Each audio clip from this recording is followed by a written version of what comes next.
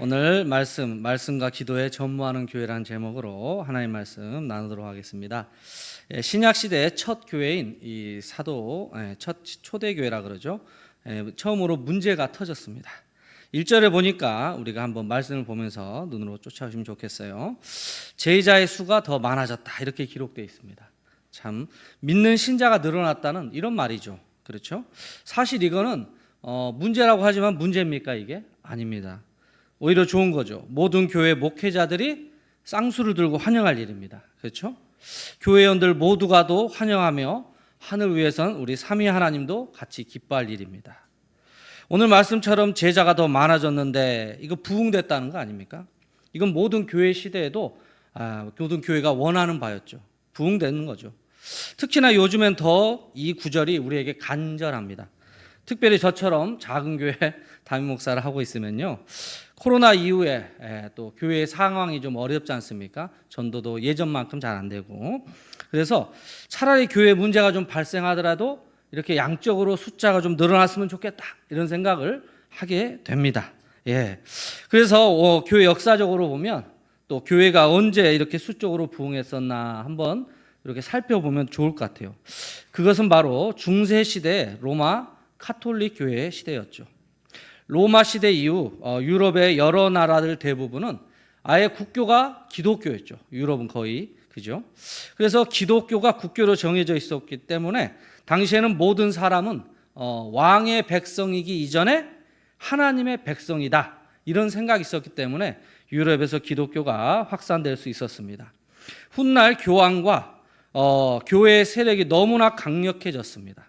그래서 때로는 세상의 왕들조차도 교황과 교회 앞에 무릎을 꿇던 그 사건들도 꽤 많았습니다. 그래서 그 왕들도 자기가 교회로부터 출교를 당하게 되지 않을까 두려워서 눈치를 보던 시대도 있었습니다. 특히나 교회의 권력이 세속 왕의 권력보다 더 강력했던 이런 시기가 특히나 유럽에선 많았습니다. 동양에서는 찾아볼 수 없는 것 같습니다. 그렇죠? 그러나 교회 신자들의 수가 많아진 이 중세 교회 시대만큼 교회의 힘은 세상에서 더 강력해졌지만 동시에 교회의 역사적으로 볼 때 가장 교회가 타락한 시기는 언제냐? 또 이 중세 로마 시대입니다. 중세 로마 카톨릭 교회 이 시대야말로 교회의 영적인 바벨론 포로 시대였다라고 이렇게 역사학자들이 부르더라고요. 우리는 오늘 이 초대교회 상황, 오늘 우리가 읽은 사도행전 말씀의 이 상황과 또 중세시대 교회의 이 두 상황을 비교해 볼 겁니다. 그리고 이 시대의 두 시대를 관통하고 지금 우리가 살고 있는 이 시대까지 관통하는 오늘의 말씀, 주님의 말씀을 우리에게 적용해 보도록 하겠습니다. 자, 우리가 알다시피 이제 먼저 교회사 중세로부터 한번 찾아봅시다. 교회사에서 중세 1000년은 교회가 가장 타락했다고 알고 있습니다. 그러나 지금으로부터 약 500년 전에 그 타락한 중세 카톨릭으로부터 우리 기독교가 원래 참된 종교를 찾아서 다시 종교 개혁을 일으킬 때 종교 개혁자들은 중세 1000년에 로마 카톨릭 교회로부터 바른 성경적 교회로 회복시키기 위해서 집중했던 게 하나 있습니다. 그 종교 개혁자들이 가장 우선한 되게 여기고 타락한 교회가 먼저 회복해야 될 게 뭐냐 이런 질문을 던진 다음에 그에 대한 대답을 딱 하나 정했습니다. 그건 뭐냐? 바로 하나님의 말씀이라는 결론을 내렸습니다. 다른 걸 다 제쳐두고요. 그래서 모든 교회가 반드시 가지는 성격이 있습니다. 지상에 있는 모든 교회는 4가지 속성을 가지는데 그 교회의 속성 중에 1번 그리고 또 2번째 가짜 교회와 참교회가 지니는 교회의 표지라고 합니다. 이거를 그 순서에도 1번 공통된 게 뭔지 아십니까? 교회가 바른 사도적 말씀을 전하는가. 이게 교회의 속성이자 참교회와 거짓교회를 구분하는 교회의 표지의 첫 번째 등장한 공통사항입니다. 그래서 교회의 시작이 뭐다? 하나님의 바른 말씀이 선포될 때 그것을 교회의 시작점으로 잡는다는 것이죠. 왜 그렇습니까? 여러분, 우리 이 지상의 교회들은 하나님의 말씀으로 시작되지 않은 교회가 하나도 없습니다. 말씀이 없이 교회가 세워질 수 있겠습니까? 없습니다. 반대로 타락의 원흉인 이 교황 로마 교황 제도를 없앨 수 있습니다. 그렇죠? 중세 시대. 충분히 종교 개혁자들은 그걸 하면 됩니다. 교황 제도는 잘못되었다. 이렇게 하고 교황하고 싸우거나. 두 번째, 그 당시 교회와 수도원에 속한 이 너무 쓸데없는 땅과 재산이 너무나 많았어요. 그래서 더 강력한 힘을 갖게 되었어요. 그러면 개혁 운동을 일으켜서 이것을 사회에 반환하자, 이런 운동을 할 수도 있잖아요. 근데 종교 개혁자들은 그런 구조적인 법적인 조치를 취하지 않고 오직 하나에 매달렸다고 합니다. 그게 뭐냐? 원래 바른 말씀을 찾아가는 것입니다. 우리는 이 시대에 속해서 이게 얼마나 귀한 사역인지를 잘 이해할 수 없습니다. 그걸 위해서 우리는 약 500년 전 그 종교개혁 시대의 유럽으로 가야 됩니다. 조금 더 그 시대 안으로 들어가야 됩니다. 500년 전에는 여러분 책 자체가 귀했던 거 아십니까? 그죠? 그 당시엔 책을 대부분 어떻게 했죠? 필사했죠. 네. 직접 사람 손으로 복사를 해야 됐습니다. 적어야 됐습니다. 성경 한 권 필사해 보신 분 있습니까? 이 중에? 그래도 한 분은 계실 거라 생각하는데 꽤 오래 걸리죠. 뭐 몇 년이 걸렸다는 분도 있습니다. 여러분 그렇습니다. 그래서 그 당시는 성경책이 이렇게 귀했기 때문에 가격도 비쌌고요. 실제 성경을 구경하기도 어려웠다고 합니다. 그래서 어떻게 하냐? 각 교회마다 뭐 한 권 이게 아니었대요. 교회마다도 없는 교회가 있었답니다. 그래서 교회가 날을 정해가지고 다음 주는 우리가 성경을 한번 견학 가도록 하겠습니다. 이렇게 날을 정했대요. 그래서 작은 교회들이 뭉쳐가지고 이렇게 큰 옆에 있는 어떤 교구에 있는 큰 성당에 가서 한번 봤대요. 만지는 것도 안 되고 싹 지나가면서 한번 봤습니다. 근데 문제는 그게 아니에요. 더 심각한 문제는 뭐냐? 성경이 이렇게 없는데 또 성경 언어도 원어인 헬라어 히브리어도 아니고 전부 다 라틴어였대요. 로마어. 읽을 수도 없게. 그래서 평신도들은 물론이거니와 웬만큼 교육을 받지 않은 사제들도 읽을 수 없는 라틴어.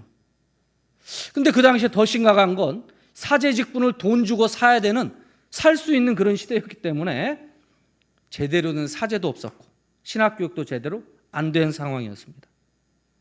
왜? 당시 교황청에 성경에 대한 잘못된 이 지침 때문에 그렇습니다. 성경은 말 그대로 거룩한 하나님의 책이기 때문에 일반인들이 읽으면 위험하다. 이렇게 정해버렸습니다. 그래서 특별한 성직자들이 읽고 해석해야 안전하고 평신도들이 잘못 읽고 함부로 판단하고 해석하다가 이단이 발생할 수 있다.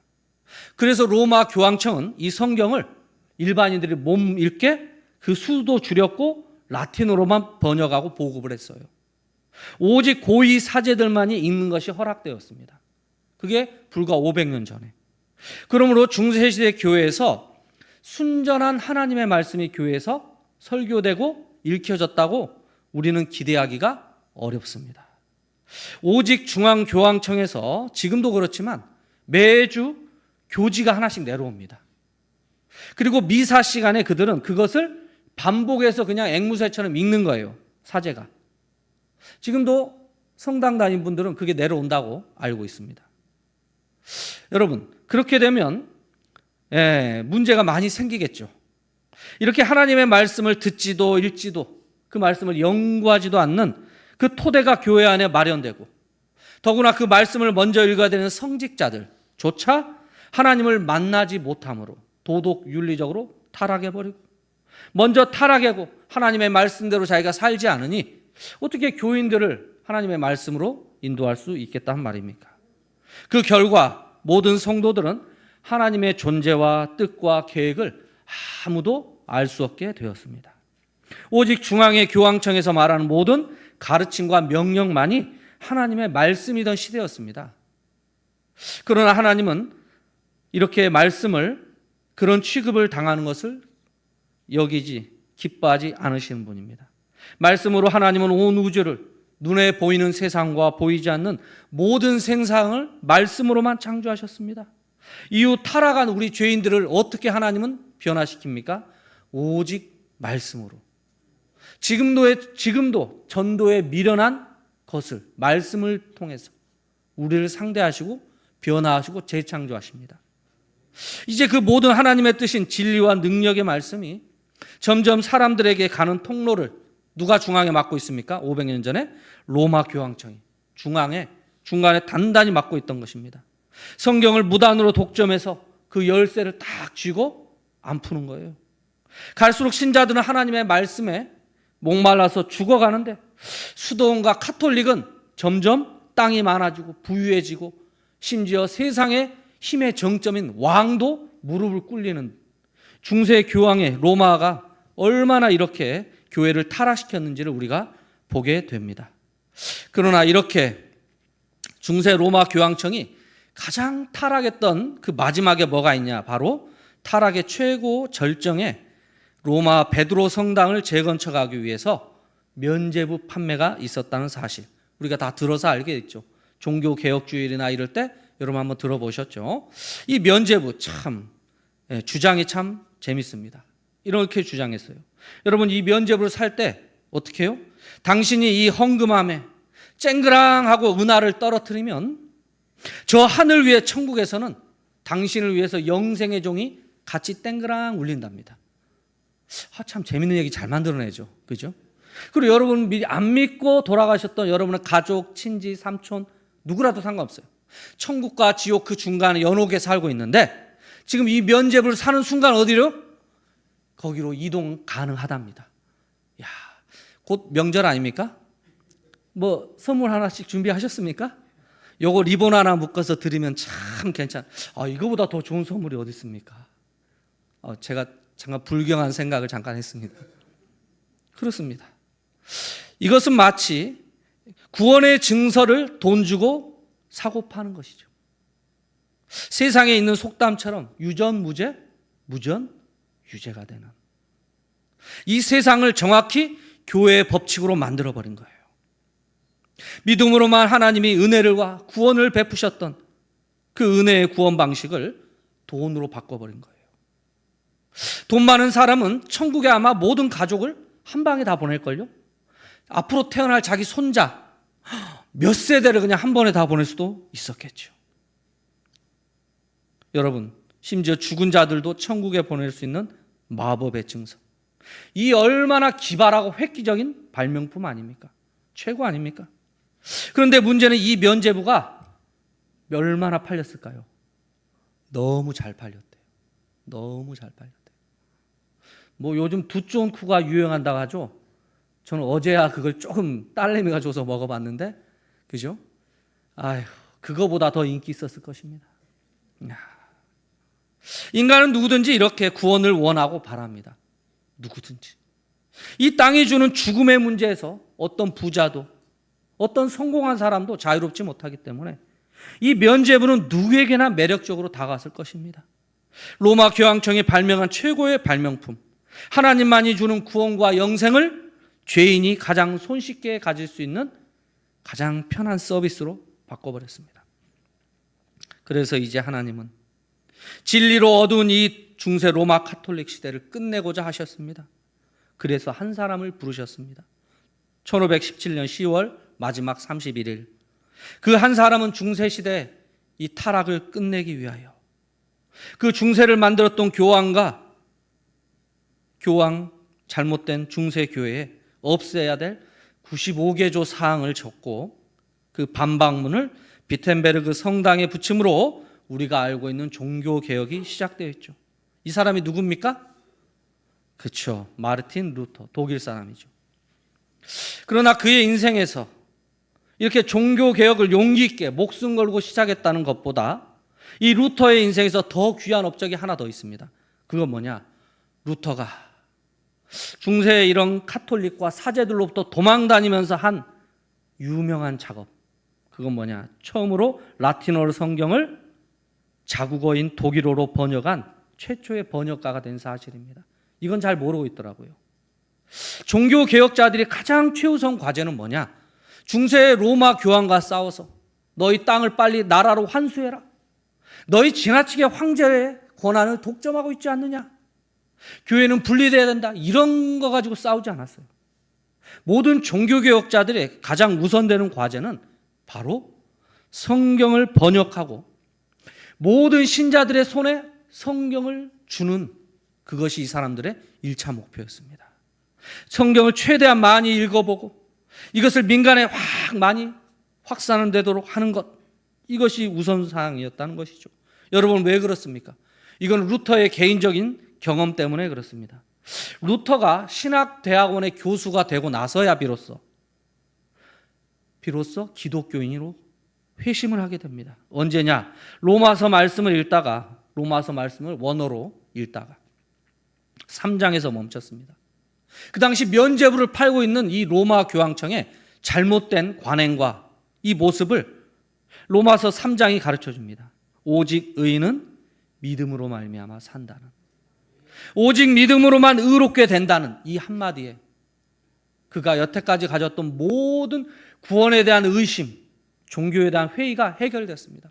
루터가 얼마나 열심히 노력했는 줄 아세요? 날마다 기도해도 사죄의 확신이 안 들었대요. 그래서 어떻게 하냐면 루터라는 영화를 보면 나와요. 루터가 그 동그란 이런 계단을 무릎으로 기어 올라갑니다. 기도로 손을 모으고 무릎이 다 까지고 피가 나도 자기가 죄인인데 용서받았다는 구원의 확신이 안 들더래요. 엎드려 기도하기 수십 번. 그냥 우리가 기도하는 이 의자에 앉아서 기도가 아니에요. 무릎 꿇고 하는 기도도 아닙니다. 보니까 어떻게 해요? 와, 바닥에다 그냥 완전히 이렇게 십자가로 엎어져서 이마로 땅을 댔고 그렇게 하나님께 기도를 했어요. 그래도 사죄의 확신이 들지 않더랍니다. 구원의 확신이 없답니다. 그런데 오직 로마서 3장 10절 말씀, 12절 말씀, 21절 말씀을 통해서 인간의 죄와 구원을 정확히 알게 됐습니다.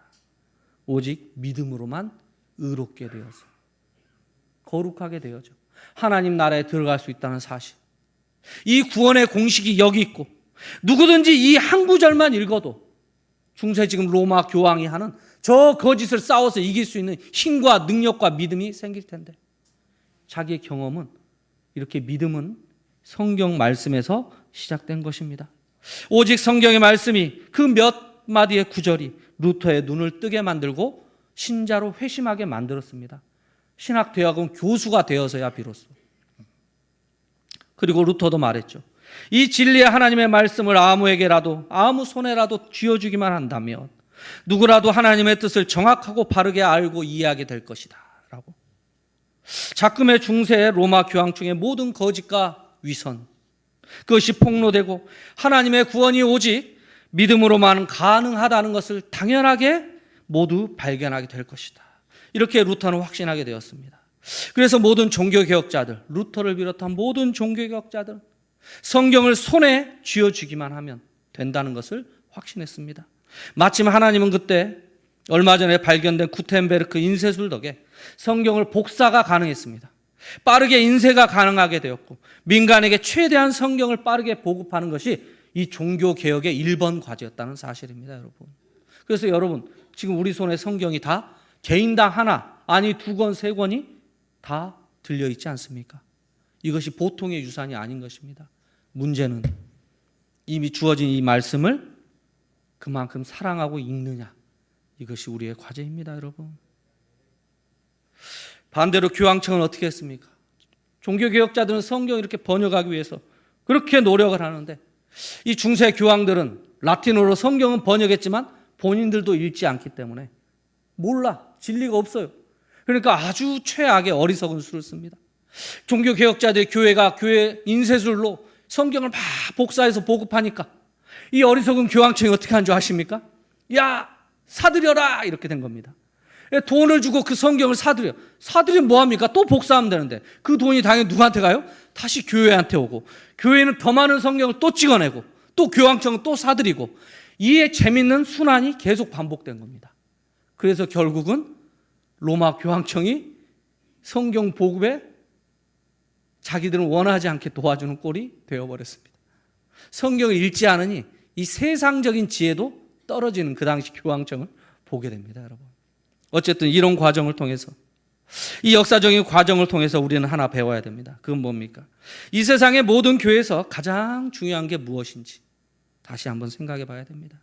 교회의 본질이 무엇인지, 교회는 어디서 출발해야 되는지, 그것은 오직 하나님의 말씀, 하나님이 이렇게 기록한 말씀, 그것을 기록한 책, 성경입니다. 성경. 이것을 모든 종교개혁자들이 믿고 실천했죠. 그렇게 종교개혁은 성경을 모든 신자에게 보급하기 위한 전쟁이었습니다.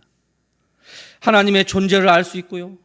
하나님의 마음과 뜻과 생각들을 감히 인간인 죄인들이 이해할 수 있고요. 오직 성경을 통해서만 배우고 어디 산기도 가서 하나님의 계시를 받았고 40일 금식해야 하나님을 만나고 이런 게 아닙니다. 말씀을 통해서 하나님을 만날 수 있고 하나님이 나를 만나라고 24시간 우리에게 글자로 새겨주고 그 약속들을 변하지 않게 계약서처럼 모아서 우리에게 쥐어주었지 않습니까, 여러분? 이 성경은 하나님이 우리에게 주신 최고의 발명품입니다. 로마 가톨릭은 면죄부를 발명했지만 하나님은 이 성경을 우리에게 대신 쥐어주게 하신 것입니다. 그리고 이제 신앙의 선배들은 항상 하나님의 말씀이 교회 안에서 바르게 회복되기만 한다면, 즉 제대로 읽혀지고 제대로 해석되고 제대로 적용이 되어진다면 교회 안에 어떤 부정, 부패도 언제든지 물리칠 수 있다고 확신했던 것입니다. 우리도 이 확신을 가져야 됩니다. 자기 집안이 좀 안 돼. 교회가 좀 어려워. 그래도 우리는 믿어야 됩니다. 뭐예요? 하나님의 말씀에 창념하면 내 삶의 모든 것, 내 자신도, 우리 집안도, 우리 교회도 새로워질 수 있다는 사실을. 말씀을 제대로 선포되고 회복되면 나머지 모든 것들은 언제든지 정상적인 위치로 돌아갈 것이라고 믿어야 됩니다. 오늘 말씀에도 다시 이제 신약시대 초대교회로 가봅시다. 초대교회가 타락한 이 위기, 초대교회에 닥친 이 위기는 타락한 중세시대가 다시 반복될 위험과 똑같습니다. 1차적으로 오늘 초대교회가 당한 문제는 뭐 같아 보입니까? 사람이 많아져서. 헬라파와 히브리파 과부들이 매일 교회가 구제하는데 어떤 판은 되고 어떤 판은 맨날 빠지고 이렇게 해서 둘이 싸우게 되었다는 겁니다. 분배의 문제요, 불공평의 문제입니다. 제가 생각할 때 해결하면 간단합니다. 어떻게 해요? 어느 한 날 잡고 줄 세워서 배급표를 주는 겁니다. 교환권. 두 번째 간단. 순번을 정하는 겁니다. 짝수 날은 헬라파 과부, 홀수 날은 히브리파 과부. 얼마나 공평합니까? 매일의 구제를 그 사람들에게만 하고 이름 체크해 가면서 하면 되죠. 간단한 문제 같아 보입니다. 그렇죠? 그러나 초대교회에서 이 예루살렘 초대교회는 이 문제를 간단하게 보지 않았습니다. 사도들은 이 문제를 더 심각한 문제로 보았습니다. 그게 2절 말씀입니다. 한번 읽어볼까요? 자, 2절 읽어보겠습니다. 시작. 12 사도가 모든 제자를 불러 이르되 우리가 하나님의 말씀을 제쳐놓고 접대를 일삼는 것이 마땅하지 아니하니. 아멘. 여러분, 여기서 매일의 구제 맨날 했다는 거예요. 교회가 하루에 3,000명 5,000명 회개하고 교회로 몰려드니 거기 안에 있는 과부와 고아들 돌보기에 이 접대 사역, 구제 사역이 너무나 바빴던 거예요. 어느 정도로? 하나님의 말씀을 보지 못할 정도로, 시간이 나지 않을 정도로 많은 사람이 몰려왔다는 겁니다. 오히려 이런 구제의 사역은 여러분 잘못되거나 혹은 사도들이 집사들을 세워서 넘겼다고 해서 우습게 볼 게 아닙니다. 이 구제 사역의 가치를 다시 한번 생각해 봐야 됩니다. 여러분, 이 구제 사역은 신학적으로 예수님께서 이 땅에 가져오신 천국, 하나님 나라라고 하죠. 천국의 사역입니다. 주님은 공생의 기간에 오병이어와 또 7,000명을 먹이신 두 번의 사건을 통해서 이 땅에 이미 천국이, 하나님 나라가 회복되기 시작했다. 사람이 죽어서 천국에 가는 게 아니라 예수님은 이 땅에 와서 내가 천국의 주인이기 때문에 너희가 나하고 있으면 무조건 그 장소가 어디든지 천국이야. 이거를 보여줬어요. 그래서 풀밭에 앉게 하고 예수님이 축사 한번 하고 먹이시고 몇 명을? 성인 남자만 5,000명을. 예수님과 함께하는 거기가 어디가 돼도 하나님의 나라, 천국이다를 보여주는 사건이었습니다. 하나님 나라에 속한 백성들이 이 땅에서 먹고 사는 일에 대해서 주님의 약속을 성취시켜주는 아주 놀랍고 좋은 사역, 그게 바로 구제사역입니다. 교회가 어떤 어려운 사람을 찾아서 돕고 특별히 교회 안에 속한 사람을 먼저 돕는 게 구제사역의 1번, 가장 중요한 최우선되는 항목입니다, 여러분. 그래서 마태복음 6장 31절과 33절까지의 말씀을 성취시켜 주는 겁니다. 그게 뭡니까? 제가 읽어드릴게요. 그러므로 염려하여 이르기를 무엇을 먹을까, 무엇을 마실까, 무엇을 입을까 하지 말라. 이는 다 이방인이 구하는 것이라. 너희 하늘 아버지께서 이 모든 것이 너희에게 있어야 할 줄을 아시느니라. 그런즉 너희는 먼저 그의 나라와 그의 의를 구하라. 그리하면 이 모든 것을 너희에게 더하시리라. 이 말씀을 성취시켜 주는 게 누굽니까? 어떤 사역입니까? 교회 안의 구제 사역. 어려운 사람, 교회에 도움이 필요한 사람을 찾아가서 돕는 것입니다. 이게 중요합니까? 안 중요합니까? 중요하죠. 전문 용어로 하나님의 나라를 누리게 하는 사역입니다. 누리게 하는 사역. 천국에서 여러분 내일 뭘 먹을까, 뭘 마실까, 뭘 입을까 이런 걸 걱정하면 거기가 천국이겠습니까? 그죠?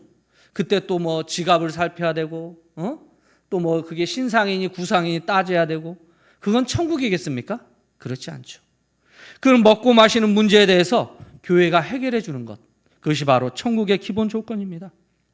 그리고 눈에 보이는 작은 천국이 바로 뭡니까? 예, 교회죠, 교회. 하나님의 통치를 받는 자들에게 하나님께서 우리의 주인의 역할을 해주는 게 바로 교회입니다. 그러므로 교회는 모든 성도들마다 세상적인 부족함과 결핍이 없어야 됩니다. 이것이 교회, 초대교회가 이 모든 신자들을 대한 하나님 나라를 이 땅에 성취하기 위한 가장 기본적인 사역이었습니다.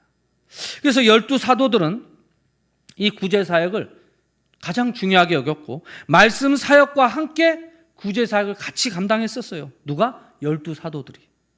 그러나 이제 사람이 너무나 많아져서 감당할 수 없을 정도로 하나님의 나라를 누리게 하는 사역이 이미 커진 겁니다. 어느 정도로?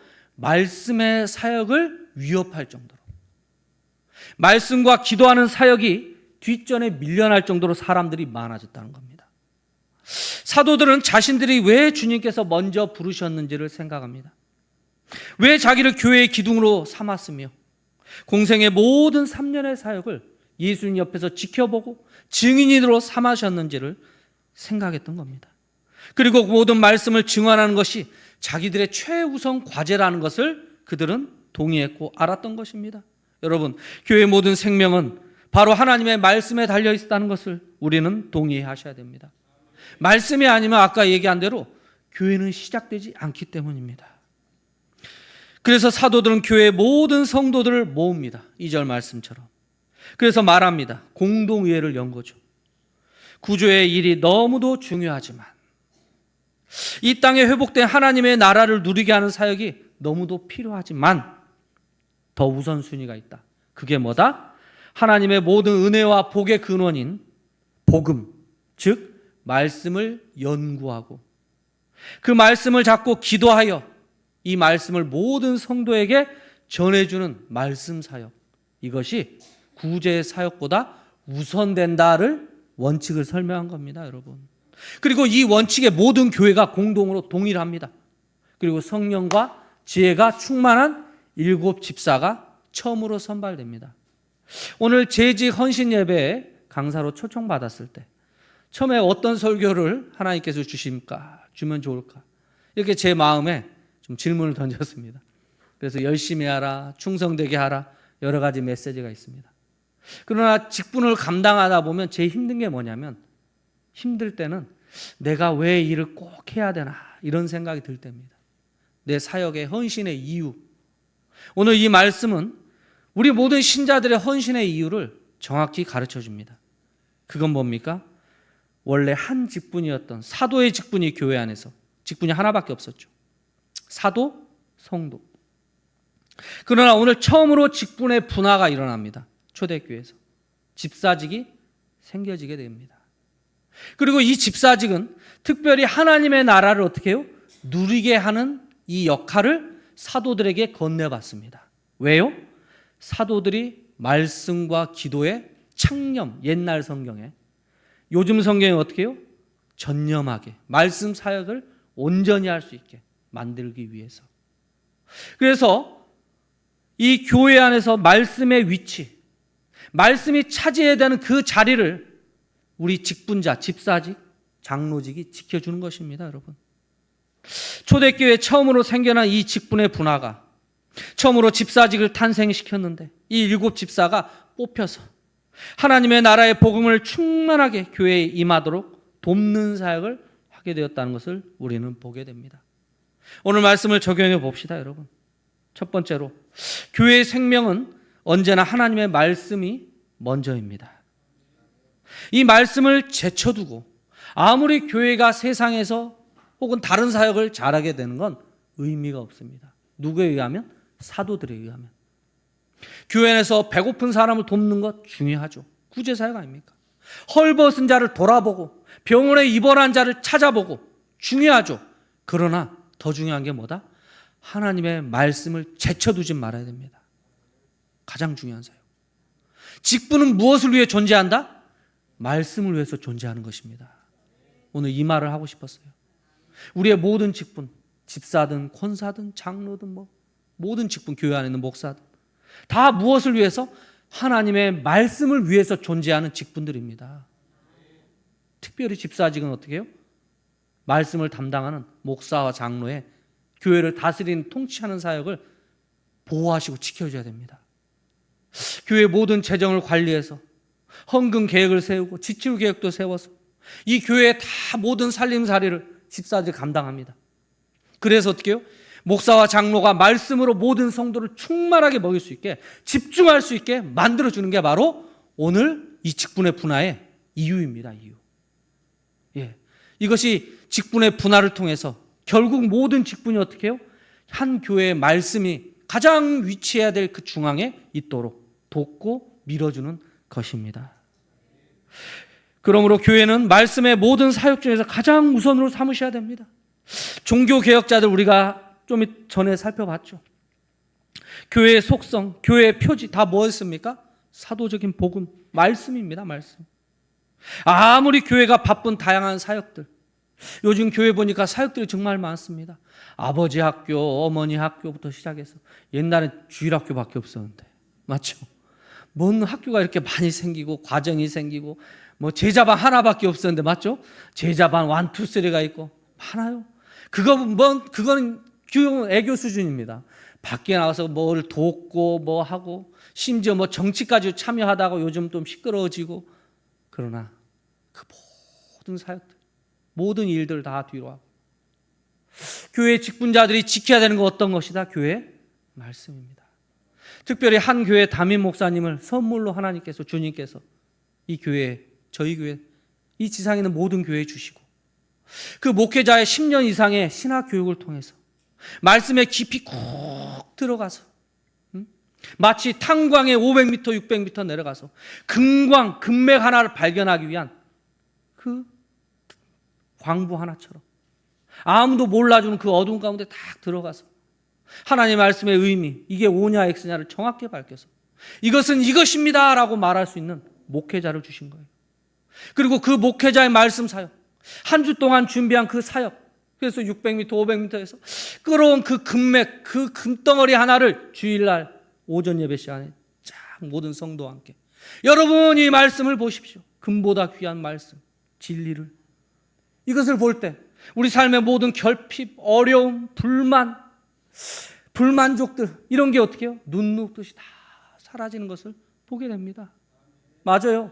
이 세상 지나간다는 걸 알아요. 근데 우리가 왜 힘듭니까? 저 문 밖에만 나가면 항상 저는 노래가 생각납니다. 옛날 호빵 선전이었는데 찬바람이 싸늘하게 생각나시죠? 맞아요. 교회 밖에 하나님이 없는 세상이 시작되는 것 같아요. 하나님은 분명히 살아 역사하신다고 하지만 때로 교회 안에만 있는 것 같아요. 얼마나 외롭고 답답한 신자의 일생입니까?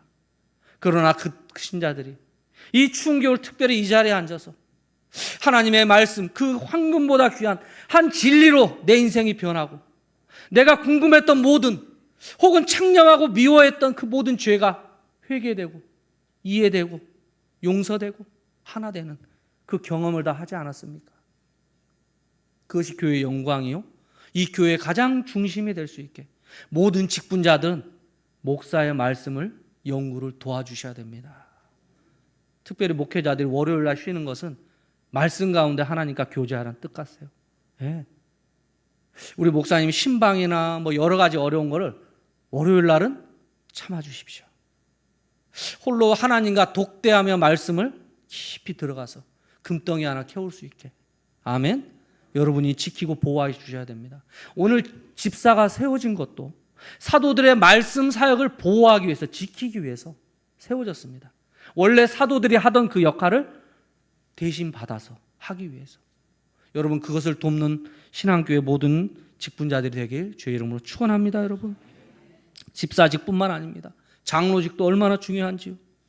특별히 장로는 목사의 말씀 사역을 보조하는 사역입니다.